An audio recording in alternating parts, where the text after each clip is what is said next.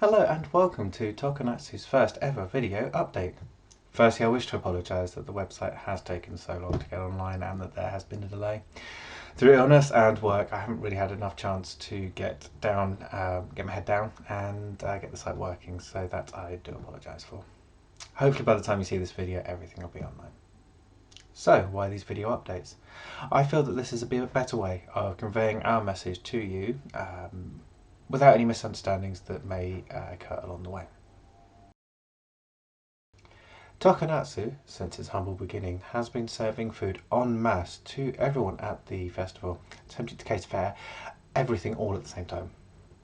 The cost to serve food to ensure that we cover every allergy and dietary requirement has been a huge burden on the budget for a very long time. Between switching site, getting a smaller kitchen, growing larger in size, and more requirements for allergies being identified, the situation has become a little more stretched than for all of us.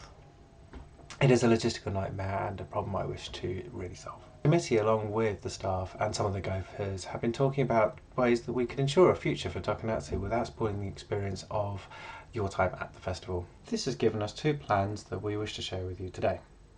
Plan A. This is our bigger challenge and change as of yet. This is the food van plan. Rather than serve food through the Tokonatsu kitchen, we will bring on food vans on site and allow them to serve you food from them and their stalls. During the Matsuri, we make a bigger deal out of all this year. We'll bring in food stalls as part of the Matsuri. This will be an addition to that. We'll continue to be able to serve breakfast in the morning though, as you know, between you and me, I do like to be able to get up in the morning, grab a milk out the fridge, top up my cereal and get on with the day. So breakfast won't be going anywhere.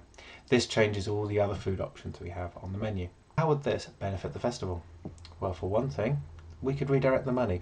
The money that's currently going into the food budget could be redirected to other events and other areas inside the festival that they could then build up their content in such a way to give you a better experience. Gophers and kitchen staff would then be freed up to do and help with the other events that are available throughout the entire festival. Be nice if we could have more hands on the Matsuri, for example, so that we can bring in and make the experience greater for you. You can also have your own takeaway on site. You can decide what you want from that takeaway place. We haven't ever had a rule before that states you can't do this, but it does give you the freedom to choose going forward. Those that suffer from allergies or specific dietary requirements can be able to plan further ahead. They'll be able to think about what they need, how they can take things forward, and also bring what they need to site to ensure that they are covered in the eventuality that food isn't available for them. Finally, this will also mean that the kitchen will be freed up as well. So those people who do have food allergies that require a specific preparation of food, those kitchens will be available. They'll be allowed to be used by those with allergies. We wouldn't be able to open it up to everyone, as we would need to prioritise those that cannot unfortunately have the food that's available, but at least we're giving the option and we're allowing people the chance to actually get the food that they want. All of this does rely on the committee being able to bring in those food vans to ensure that we're covered and everything like that, which is why we do have a plan B option. It's not ideal, but ultimately this is how we've got to go forward. So what is plan B? Well, plan B was something that we had been thinking about for some time. It does affect quite a lot of you, and ultimately this is not the way I want to go. I do feel that plan A is the future, and that us bringing in food vans and catering, bits and pieces like that, does allow us more freedom. But plan B is slightly different. What we would have to do is pull back on the food that we do so that we actually end up with a generic menu, one that can cover mostly everyone else. We wouldn't be able to cover those with allergies or specific dietary requirements. But in return, what we would offer is a discount on the ticket, so a no food ticket that would be available to you if required. It gives everyone food at the event, it gives everyone what they need to do, but it does mean that a lot of the additional funds that we would have redirected elsewhere may or may not be available, and with those that have the reduced ticket fees would therefore be taking some of that money away from themselves, as we would need to feed everybody else. Plan B does feel like a step back option for us. This is not the place I wanted to go. This is not where anyone wanted Tokonatsu to go. We wanted to be able to be all encompassing for everyone, and I feel that the food van idea works. Removing the need and the requirement to pay for food through your ticket means that you have a lot more options available to you to do what you need to do. It covers everybody. We will then have the kitchens available, we'd have everything available, and that's what makes things easier. for you and ultimately us as well. So, moving on to our next update, registrations. I am absolutely pleased to announce that we'll be opening registrations on the 5th of February. It's a Friday, about 9 o'clock in the evening. Definitely we'll get a countdown going for that. That should give us enough time to actually get all of this food stuff we talked about earlier in place, but also gives you a date to look forward to within your calendar.